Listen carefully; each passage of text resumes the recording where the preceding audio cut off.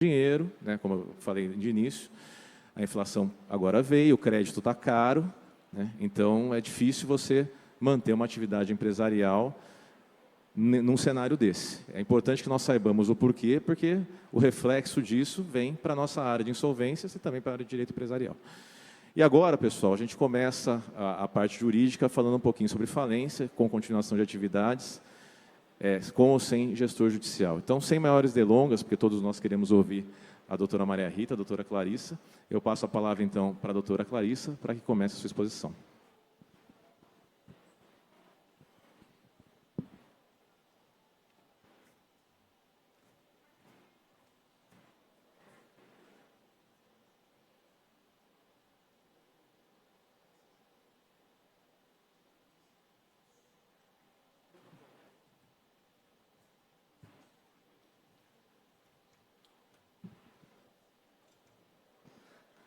Bom dia a todos. Agradeço ao OAB por esse convite, o faço na pessoa do Dr. Fernando. Parabenizo os senhores por estarem aqui presentes, porque realmente é um congresso, esse primeiro congresso tem esse significado. É um tema que, de fato, vai repercutir muito no nosso cenário econômico, como a gente acabou de avaliar na palestra anterior. Vai ter um crescimento de recuperações, também de falências, porque a nossa economia está girando de uma forma muito célere e a gente precisa conseguir juridicamente acompanhar todo esse cenário que vai se desenvolver. O nosso primeiro tema seria, então, essa questão de venda de ativos dentro de um processo de falência. E o primeiro ponto que a gente precisa avaliar, quando a gente fala de venda de ativos e quando a gente fala de um processo de falência, é justamente a questão da função social desse instituto. Não tem como a gente falar de falência, falar de venda de ativos, sem se ligar à questão da função social que o próprio processo de falência desenvolve no cenário econômico.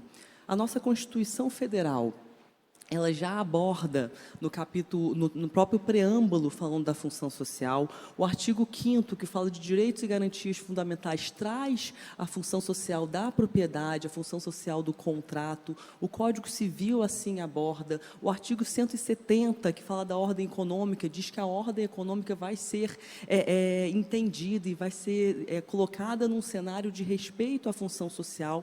Então, nada mais correto do que a gente falar do Instituto da Insolvência à luz da função social desse instituto. Foi dentro dessa perspectiva que a gente teve a alteração introduzida pela Lei 14.112. Então, vejam, a gente tem uma redação anterior que falava de conceitos simples do que seria a falência, que somente seria preservar a utilização produtiva dos bens e os ativos. Aqui é um conceito básico que a falência era vista apenas pragmaticamente como sendo um instituto voltado à venda de ativos e distribuição entre os seus credores. Hoje, a gente tem uma perspectiva diferenciada do processo de falência. Eu não estou conseguindo ler, mas o que o artigo 75 traz para a gente... obrigada. Mas também a minha miopia não adiantou muito. Eduardo, por favor, na TV de retorno, a apresentação. Tá bem? Se conseguir, vai ficar ótimo. Vejam, o artigo 75, que foi alterado pela Lei 14.112, ele colocou que a falência busca otimizar os bens através da realocação útil dos ativos na economia, bem como buscar preservação de benefícios sociais e econômicos. O que esse artigo está tentando demonstrar para a gente? A função social do processo de falência. A gente tem uma função social no nosso instituto. A recuperação judicial, qual que é a função social da recuperação judicial? Reestruturar a empresa. E qual que é a função social do processo de falência? Introduzir a substituição do agente insolvente através da realocação útil de ativos dentro da economia.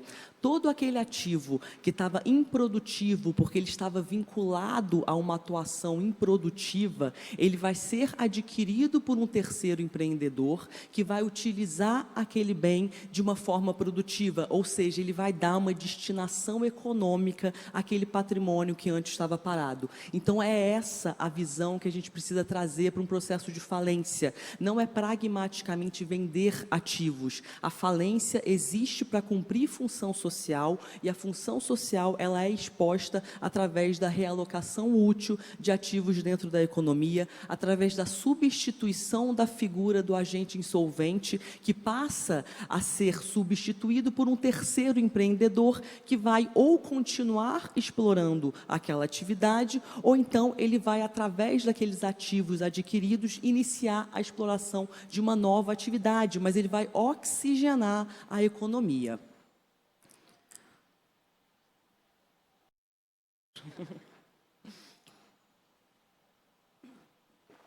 Então, dentro dessa perspectiva de venda de bens, de realocação útil de ativos dentro da nossa economia, a gente tem a questão de celeridade do processo de falência e celeridade da venda desses ativos.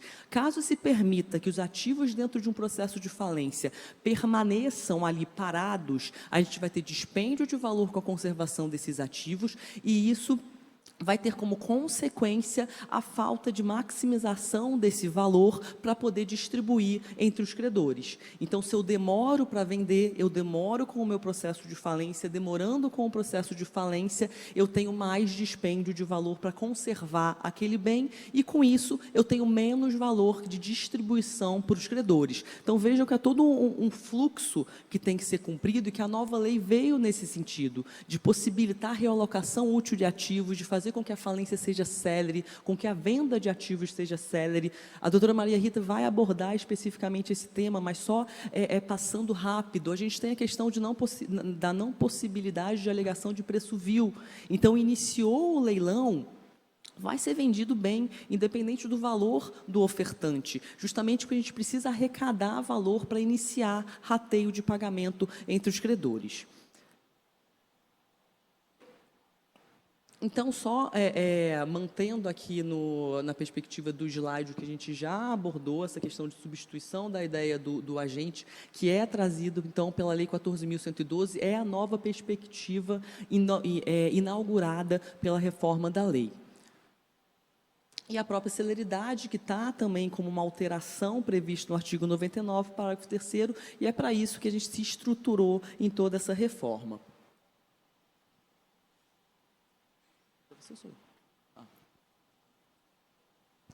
Dentro dessa questão, então, de venda célere, de necessidade de realocação útil de ativos na economia, a gente tem justamente a liquidação desses ativos. E veja que a própria lei, ela trouxe a perspectiva da função social e a visão desse instrumento conforme a venda de estabelecimentos em bloco. Por que a nossa lei instituiu que o modo preferencial de venda é a venda do estabelecimento em bloco? Justamente para a gente ter a substituição daquele agente insolvente, para despertar o interesse de mercado, porque aquele estabelecimento, ele ainda está produtivo, ele ainda pode ser explorado, então eu desperto o interesse de mercado para ele ser adquirido por um terceiro empreendedor que vai continuar a explorar aquela atividade. Vejam, é a função social dentro do processo de falência. Venda do estabelecimento como um todo, do estabelecimento em bloco, sendo a ordem preferencial colocada no nosso estatuto.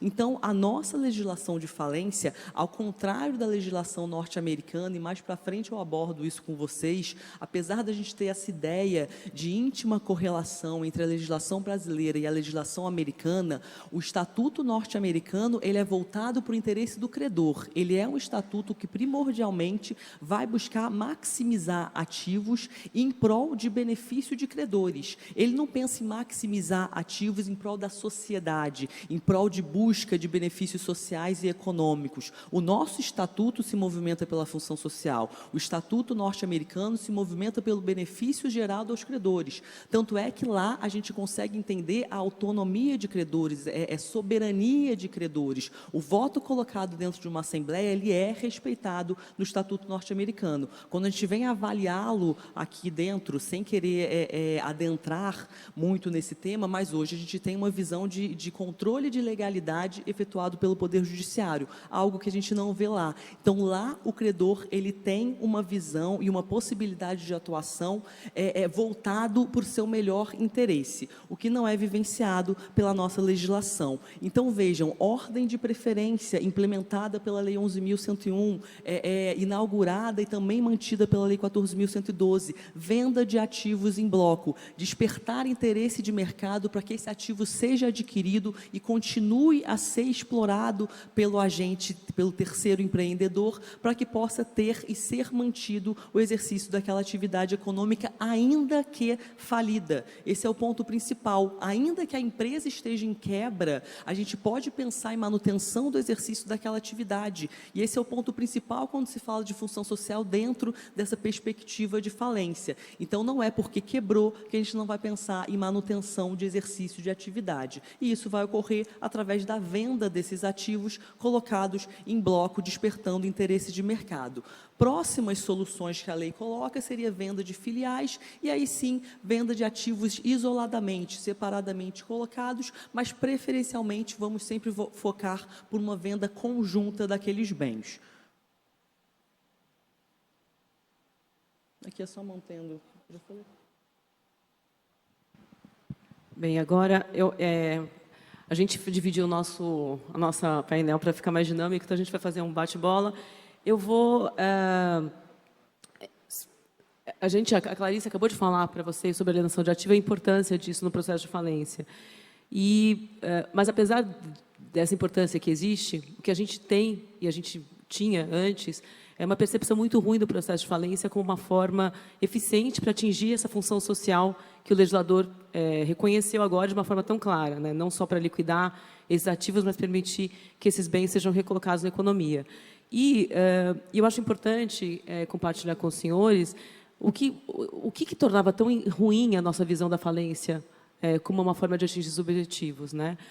Nós tínhamos antes o decreto de 45, e ele tinha um procedimento muito diferente do de agora. E eu até acho importante falar para os senhores do decreto de 45, para a gente conseguir entender como as mudanças promovidas recentemente, agora em 2020, foram importantes para permitir que o processo de falência ele possa atingir realmente esses objetivos, não só de liquidação de ativos, mas também de fomentar o reempreendedorismo com a declaração da extinção das obrigações do falido. O procedimento de 45 ele era um procedimento muito ruim.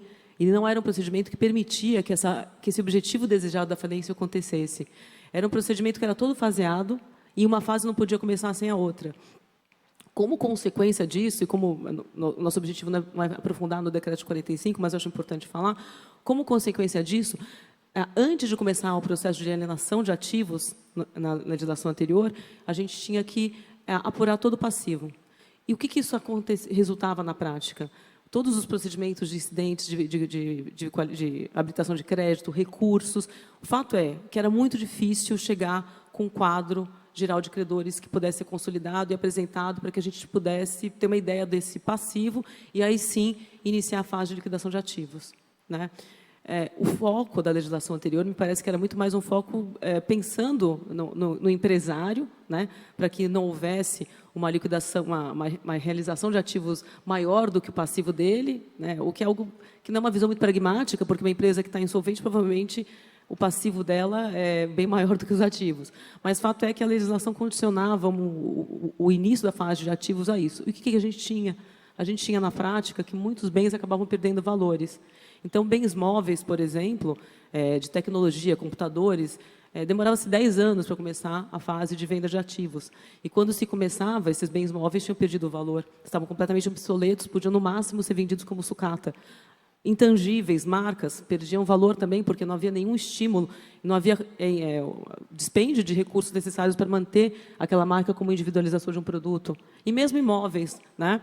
Imóveis ficavam sujeitos a invasões, eles tinham custo de manutenção, eles tinham impostos que incidiam sobre esse bem, e todos esses custos que incidiam para a proteção desses ativos acabavam virando um passivo preferencial em relação aos próprios credores. Ou seja, era a pior situação do mundo. Você tinha um processo de falência que gerava passivo, perdia o valor do ativo e você não conseguia vender esses bens. Era o terror. Então, assim, chegamos em 2020, né? Eu acho que essa é a boa notícia que a gente queria passar de mensagem hoje. A lei ela endereçou muitas dessas... A reforma de 2020 ela endereçou muitas dessas questões. Em 2005... já se desvinculou o início da fase de realização de bens da apuração do passivo, o que já foi algo positivo. No entanto, ainda existiam muitas incertezas jurídicas, né? Muita insegurança jurídica no processo de liquidação de ativo.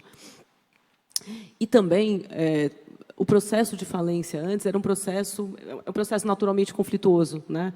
Nós temos vários focos de interesse. Nós temos o interesse dos credores, que entre si já são distintos. Nós temos o Ministério Público, como fiscal da lei. Nós temos o falido, né? E essa configuração de conflitos dentro de um processo era gerava muitos litígios. A reforma, no meu modo de ver, ela trouxe várias questões, várias normatizações que endereçaram essas questões. Uma delas, que nem tem diretamente a ver com o ativo, mas acaba impactando, no meu modo de ver, é que ela trouxe a disciplina do Fresh Start. Então, em 3 anos da decretação da falência, o falido pode ter, com relação a ele, o falido empresário, né? Então, tem uma clara diferenciação entre a empresa e o empresário. O falido empresário, ele ganha o direito de ter declarado a extinção das obrigações dele, como regra, né? Claro que tem questões próprias de fraude, etc., mas, como regra, em 3 anos, ele pode sair do processo de falência. Então, é um foco de disputa que deixa de atuar. E o que a gente via no decreto é que muitas questões relacionadas à liquidação dos ativos envolviam disputas do falido, porque o falido procurava maximizar o preço, o valor da avaliação, ele entendia que não era caso de vender ainda. Então, ele era um foco de controvérsia com o processo de liquidação. A partir do momento em que ele consegue ter declarado as obrigações dele extintas, ele deixa de ser um foco de litígio, né? Ele converge, ao sair do processo de falência, para o encerramento dessa falência, porque, de certa forma, o quanto se vai vender ou o quanto vai se obter deixa de ser menos importante para ele, porque, com relação a ele, as obrigações civis, pelo menos, foram declaradas extintas. E, além disso, outro ponto que, no meu modo de ver, foi muito favorável na reforma de 2020, que trouxe uma disciplina própria para o processo de alienação de ativos no processo de falência. Nós temos o Código Civil, e o Código Civil tem uma disciplina específica para a venda de ativos em processos judiciais, mas a reforma de 2020 ela trouxe claramente um processo, uma disciplina própria, com valores próprios para alienação de ativos na falência. Então, um artigo que eu acho muito importante trazer, está previsto no 140 e seguintes, a reforma ela contextualizou a venda de ativos. Ela traz, além da questão do preço vil, que ela deixa de existir no processo de alienação de ativos na falência, a reforma diz claramente que há necessidade de que essa venda seja célere, e ela fala em 180 dias, e fala em 180 dias em diversos dispositivos que foram alterados pela lei. E ela fala também que essa venda é uma venda forçada, feita no contexto de um processo falimentar, e ela independe das condições de mercado serem favoráveis ou não, né? E essa disciplina é importante porque uma controvérsia que se tinha muito antes era sobre o momento de se vender. Podia se falar, o momento não é o ideal, vamos esperar um pouco, vamos aguardar. E a lei está falando não, porque o interesse na liquidação de ativos não é só o pagamento dos credores, é também, como a doutora Clarice falou, a recolocação desse ativo. E quanto mais tempo se demora para se recolocar esse ativo na economia, ele perde valor, enquanto uma organização de fatores produtivos de uma empresa que foi organizada por um empresário que restou falido. Então, a reforma ela trouxe princípios que vão orientar de uma forma muito particular e especial o processo de alienação de bens na falência. Além disso, e ainda focando na questão do preço vil, alterou-se também a forma como esses bens podem ser vendidos na falência, né?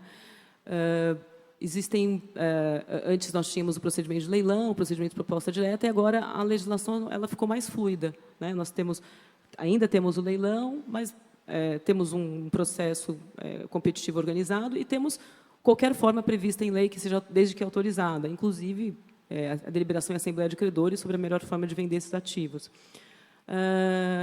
Essa possibilidade de pensar formas alternativas de venda de ativos também é muito favorável, porque você permite que no primeiro momento, a apresentação de um plano de realização desses ativos que é feito pelo administrador judicial, mas isso não impede que os credores se organizem e pensem em formas alternativas e que possam trazer mais valor para esses ativos. Então, esse é um ponto favorável.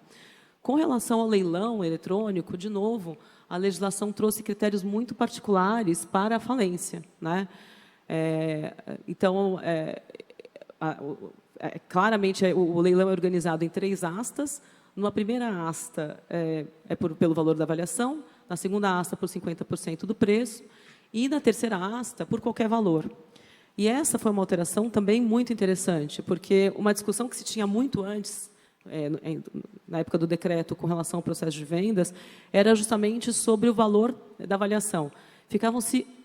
Perdia-se muito tempo do processo de falência discutindo qual era o melhor critério, havia recursos, devia se aguardar decisões dos tribunais superiores, e isso acabava impactando muito no processo de venda, impedindo que ele tivesse uma dinamicidade que era necessária para preservar o valor. E é interessante, quando a gente analisa a disciplina da lei sobre essa questão, que surge uma questão para a gente, né? Até que ponto o valor da avaliação acaba sendo importante? Né? Se relativizou muito isso, porque, muito embora seja importante ter um valor de avaliação estático, que representa uma análise que foi feita num momento específico de mercado, com condições próprias de mercado, o fato é que o legislador, quando ele permite que em terceira asta se pratique qualquer preço, ele está confirmando aquele princípio que ele mesmo trouxe, de que a venda do ativo ela não precisa ser feita em condições favoráveis de mercado. Na verdade, o que ele está indicando, no meu modo de ver, quando ele traz essa previsão de que pode ser feito por qualquer preço, ele está indicando que o critério é de mercado, né? Então, no meu modo de ver, muito embora o legislador ele adote um critério de referência de avaliação, que é um critério estático no tempo, na verdade, se esse critério estático não for suficiente para que o bem consiga ser vendido, ele está indicando que se prevalece o critério de mercado, que é o critério dinâmico, e é um critério que permite avaliar, naquele momento específico, qual é o valor daquele bem. Ainda que o valor de avaliação por um perito judicial indicasse outro critério, né? Então, essa é uma mudança conceitual muito grande para o processo de venda e que a gente não pode ignorar. E justamente para confirmar que o que vai ditar a venda de ativos na falência é um critério de mercado, o legislador também traz uma disciplina específica para impugnação quando o critério for valor, né? Ele não permite simplesmente que se questione o valor de uma forma genérica, sem que se traga maiores demonstrações de credibilidade naquela impugnação. Agora, a ação de valor exige a apresentação de uma proposta firme, em valor superior àquele que foi obtido no processo de alienação judicial dos bens, e se exige uma caução, ou seja, há um comprometimento de quem esteja impugnando aquele processo de venda com relação ao preço praticado, o que não tinha antes. Antes bastava questionar, agora não. Agora precisa apresentar uma proposta firme, precisa ter caução, o que traz mais seriedade para o questionamento. Não se pode ter questionamentos genéricos, né? E por adotar o critério de mercado, né, assim, tem se discutido hoje sobre preço vilíssimo, né, se haveria um preço mínimo para a definição daquele preço de venda. Eu acho que, nesse ponto, é preciso ter cuidado, porque a ideia do legislador não foi condicionar a venda a um percentual, não conseguindo atingir aqueles parâmetros, e tendo optado por um valor de mercado, me parece equivocado tentar fixar um critério estático, ancorado na avaliação, para definir como correto o valor de venda. O que a gente precisa se preocupar no processo de falência, a partir de agora, é com o processo de venda. Ele tem que ser um processo de venda que assegure que o mercado atue. Então, a gente vai precisar ver, o leilão teve publicidade, foram chamados todas as partes interessadas, porque aí sim você tem que ter certeza que o mercado atuou, né? Então, essas foram alterações muito relevantes e que eu acho que elas podem contribuir para que o processo de falência ele realmente seja efetivo, que é o que a gente não tinha antes antes com o decreto de 45 e nem mesmo com a lei de 2005. Essas alterações são recentes, elas são de 2020, né? Então a gente ainda vai, no meu modo de ver, a gente ainda tem que esperar um pouco para ver como que isso vai ser aplicado pela jurisprudência e como isso vai impactar na eficiência e na utilização do processo de falência pelos agentes econômicos, porque a falência, fato, não estava sendo utilizada, desde 2005, ela não estava sendo utilizada muito como um procedimento de insolvência, né? Eu vou passar para a doutora Clarissa, porque a gente falou até agora da liquidação de ativos sem continuidade da atividade empresarial, né? E agora o que a gente vai falar justamente da possibilidade de continuidade dessa atividade. Então, seguindo para a questão da falência continuada, ela é uma previsão que ela retira também do Bankruptcy Code. Como eu já abordei com os senhores, a gente tem uma visão muito equilibrada do Bankruptcy Code e da nossa legislação. Então, a gente tem como amparo sempre o Código Americano. E ela já tinha uma previsão no artigo 99 do decreto, essa questão da falência frustrada, da falência continuada, então manter exercício de atividade ainda quando quebrado aquela empresa, só que no decreto-lei era entendido como uma letra morta, a gente não via muita aplicação. Ele acaba sendo resgatado e coloca novamente na Lei 11.000. E essa legislação, ela retira, então, a sua fundamentação do próprio Bankruptcy Code, que é o... Deixa eu voltar. O Chapter 7, que é a Liquidation, ela fala justamente da questão da possibilidade de manutenção do exercício da atividade empresarial enquanto falido. Só que ela deixa algo bem específico. Vai ser por um período limitado, vai ter que ser a requerimento do trustee. Trustee é uma pessoa nomeada no processo de liquidação da legislação americana, que ele é responsável por fazer um levantamento de todos os bens, tomar posse desses bens e efetuar a venda para posterior pagamento dos credores. Então, a requerimento desse trustee pode ser iniciada esse pensamento de falência continuada por um período limitado e, vejam, com finalidade específica de atender o best interest of the state. State, na legislação norte-americana, é a própria massa falida, é o que a gente entende como massa falida. Então, mesmo o direito norte-americano, ele coloca a possibilidade de realização de uma falência continuada, pensando na ideia de maximizar o ativo. Então, sempre voltado ao interesse de melhorar aquele patrimônio que vai ser colocado à venda, justamente porque o que se objetiva aqui é direito pró-credor. Então, é beneficiar os credores que se submeteram a esse processo de insolvência. Então, a falência continuada lá é a ideia de maximização de valor de ativo voltado para o melhor interesse do state, melhor interesse da massa falida.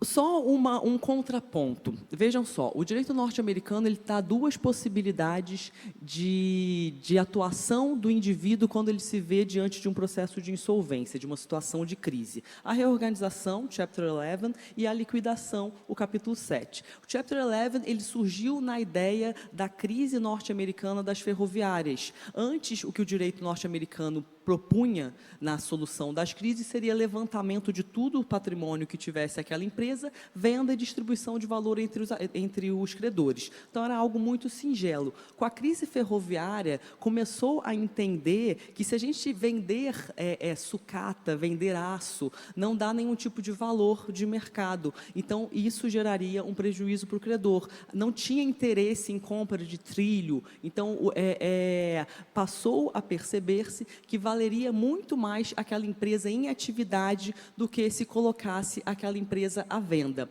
O Thomas Jackson ele faz até uma referência que ele fala que o processo de falência ele é um lago, uma pescaria de credores num lago de devedores. Então, se colocar vários peixes naquele lago e pescá-los todos, aquela pescaria vai acabar, vamos distribuir o valor desse peixe entre os credores. Agora, se deixar o peixe lá, ele vai procriar, ele vai dar mais outros peixes, e quando for fazer a distribuição, todos os credores receberão muito mais do que se eles tivessem recebido fazendo uma só pescaria. Então, esse é o entendimento que começou a ser difundido na legislação norte-americana com a crise ferroviária, porque muitas empresas valiam mais vivas do que mortas, é um pensamento que se difundiu lá. Então, iniciaram a ideia de reorganização. E, ao lado da reorganização, veio o que já havia sido tratado, que que é o Chapter 7, que fala da liquidação. Só um ponto que eu acho interessante trazer para vocês, quando a gente fala da falência continuada,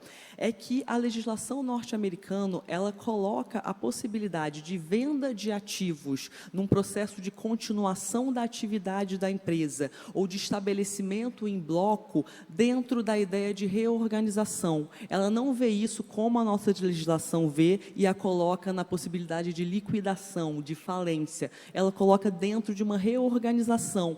Portanto, essa ideia de venda de ativos com solução de continuidade, ela é uma ideia abordada para buscar a função social do Instituto, que na legislação norte-americana somente é visto na reorganização, porque lá há um interesse maior para os credores. Aqui na nossa legislação, a gente pensou em colocar também esse Instituto dentro do processo de falência, a evidenciar 2 pontos. Primeiro, que o nosso processo de falência, sim, ele busca a função social, e segundo, que não necessariamente a nossa legislação brasileira ela é um espelho da legislação norte-americana. Muitas das coisas que são incorporadas aqui devem ser vistas com cautela à luz do que nós consagramos dentro da nossa própria legislação.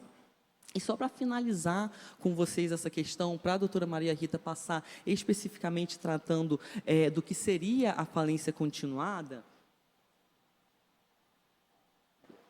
Por que essa falência continuada não é usada? A gente sabe que ela existe, só que muitas vezes a gente não vê implementação prática. Foi até difícil quando a gente estava discutindo, né, de lembrar alguns casos específicos sobre esse tema.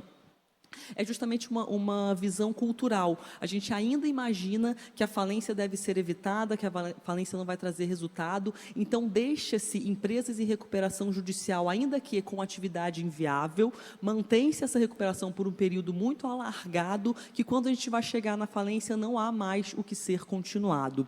Então a gente tem que mudar essa ideia, essa visão e pensar que retirar da sociedade empresas inviáveis, que exercem uma prestação de serviço ou divulgação de bens que não têm interesse para o mercado ou que estão obsoletos, retirá-los da economia também é cumprir função social através do processo de falência, permitindo que outra empresa ali faça toda a sua movimentação e gere a sua participação econômica, para que com isso a gente consiga oxigenar a economia. E com isso eu passo então para a doutora Maria Rita. Temos mais um tempinho. Agora a gente se encaminha para o final. Eu acho que eu gostaria só de focar nos aspectos práticos da falência continuada. Acho que uma pista de que por que isso não funcionava no decreto, quando a gente começa a ler o artigo 74 do decreto, ele fala que as compras e vendas serão aprovadas pelo juízo. Tem um gestor nomeado pelo juízo. Era um processo muito engessado, né? E essa dinâmica de exigir do juízo aprovação para a realização de compras e vendas é algo que é incompatível com a dinamicidade da atividade empresarial. O tempo do processo e o tempo do contraditório, de recursos, que é incompatível com a atividade empresarial. Então, eu acho que essa é uma explicação de por que não funcionava no decreto de 45.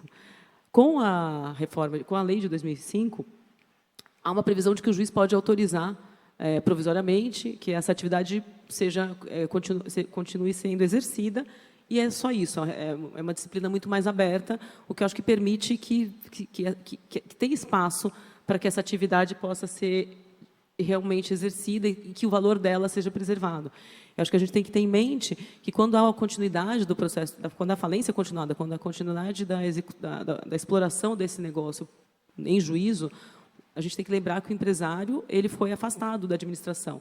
Então, a condução e a administração deste negócio vai ser feita por um gestor que vai ser nomeado pelo juízo, né, e sob a fiscalização do Poder Judiciário, porque você tem um processo de falência com regras específicas, geração de bens, etc. Então, eu acho que essa acaba sendo a grande dificuldade, uma das dificuldades da falência continuada, porque considerando que você vai ter uma intervenção de um Ministério Público e do Judiciário, considerando que todos os recursos que forem despendidos para manter essa atividade em funcionamento, eles vão ter que ser justificados sob a perspectiva de qual é o potencial de venda desse ativo de forma organizada, enquanto organização de fatores produtivos, é uma análise que precisa ser ponderada, porque essa atividade vai continuar gerando gastos, né, com trabalhadores, etc. Esses gastos vão ser classificados como encargos da massa,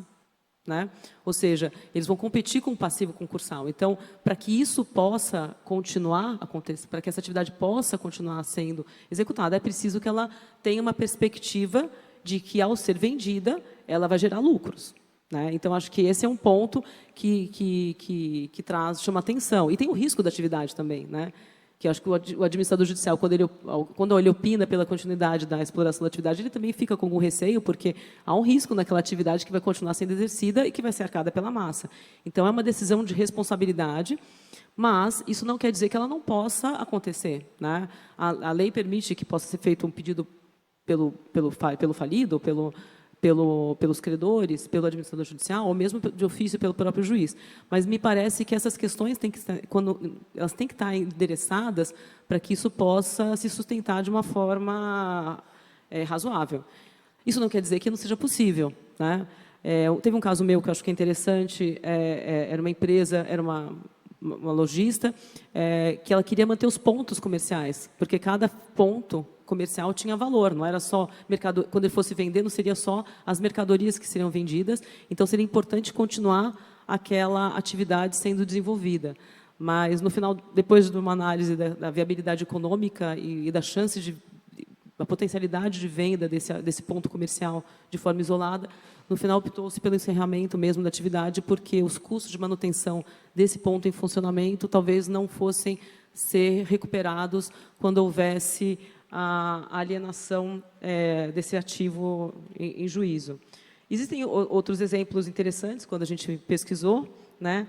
Nós temos um grupo de avestruz, master, que ele produzia avestruz, e que se entendeu que o encerramento, a liquidação da atividade naquele momento seria muito prejudicial, porque havia muitos produtos ainda nos frigoríficos, então se manteve provisoriamente o desenvolvimento da atividade para preservar justamente todos esses produtos que se perderiam de outro modo.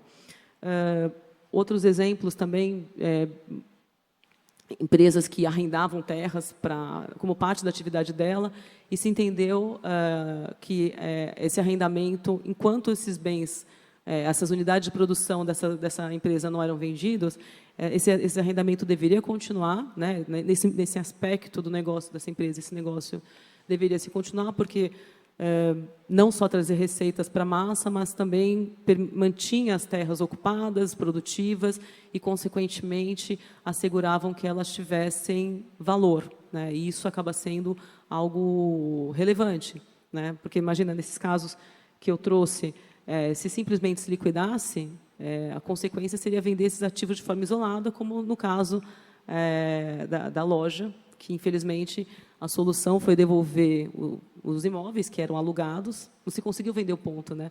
Se teve que devolver os imóveis que eram alugados e vender as mercadorias de forma isolada, o que claramente importa numa redução de valor daquele ponto. Não se conseguiu vender o ponto comercial, infelizmente, né?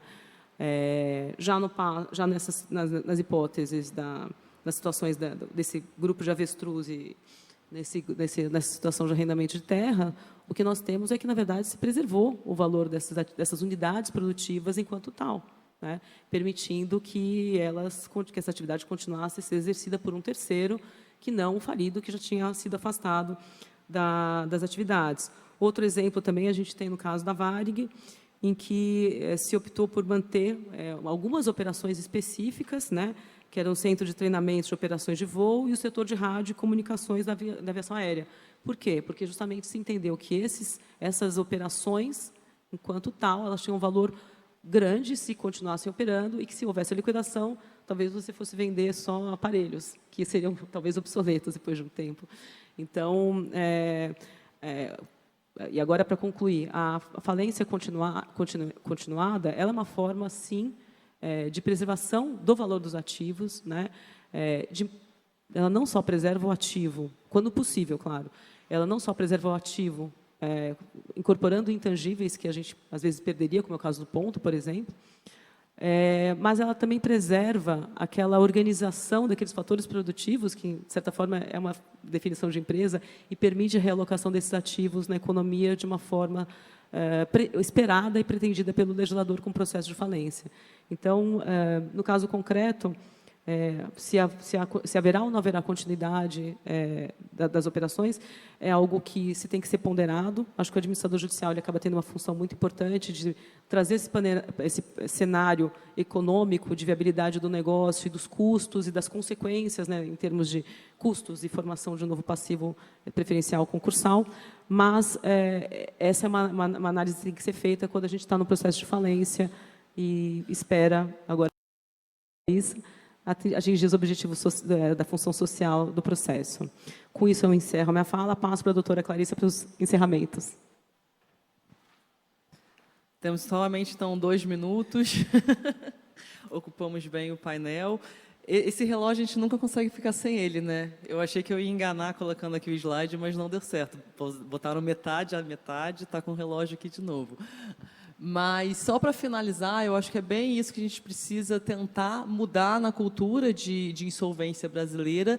Então, ver que nós temos 3 possibilidades. Uma que seria a própria recuperação da empresa, então tentar essa reestruturação de uma empresa que exerça uma atividade viável. A partir do momento que a gente se depara com a inviabilidade do exercício daquela atividade empresarial, o ideal é a gente buscar essa terceira opção, que seria a continuidade dentro de um processo de falência. Então, buscar no nosso sistema a ideia de reestruturação, de falência e de também falência continuada, quando a gente vê que a continuação do exercício da atividade pode gerar um benefício maior, mas que aquela atividade ela é inviável a ser reestruturada, porém, num processo de falência, ela poderia ocasionar uma maximização do valor do ativo a ser direcionado posteriormente para os credores. Então, me parece que essa visão, se a gente conseguir colocá-la na nossa ideia de insolvência, a gente vai apresentar um cenário de sucesso para esses processos, talvez com opções um pouco maiores e mais abrangentes.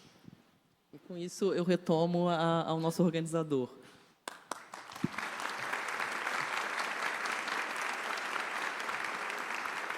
E ainda com algum tempinho no relógio, hein? Que maravilha. Falando um pouquinho de falência e continuação de atividades, eu aproveito aqui que tem 2 gestores judiciais que trabalham em casos da nossa carteira aqui, Roberto Neyame e o Frank da FK Consult, e me veio à cabeça um dos exemplos de falência e continuação de atividades de uma sociedade empresária que fabrica maquinário para a produção de alimentos. E a fabricação desse maquinário costuma demorar 9 meses, 11 meses, e com a quebra da empresa, nós tínhamos máquinas ainda em produção, então que geraria um passivo gigantesco. Por quê?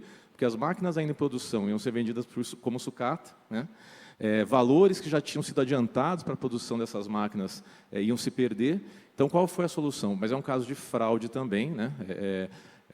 Por fraude, foi afastado o gestor, o sócio da empresa, e assumiu um gestor judicial, que continuou a atividade, vendeu esse maquinário, e essa empresa posteriormente foi vendida, hoje deve estar 10 vezes maior, porque foi vendida para uma empresa chinesa, que ampliou sobremaneira o Parque Fabril. Então, é mais ou menos o que a professora Adriana Pugliese fala também do princípio da preservação da atividade empresarial, né, com a falência. Poxa, tinha uma fraude, né, o empresário foi afastado, a empresa quebrou pela quebra da boa-fé objetiva, virou falência, mas a atividade empresarial ela foi mantida. Os empregos foram mantidos, a circulação de bens, serviços, pagamento de tributos, tudo foi mantido. Mas na falência, o produto da venda do ativo foi destinado para os credores, né?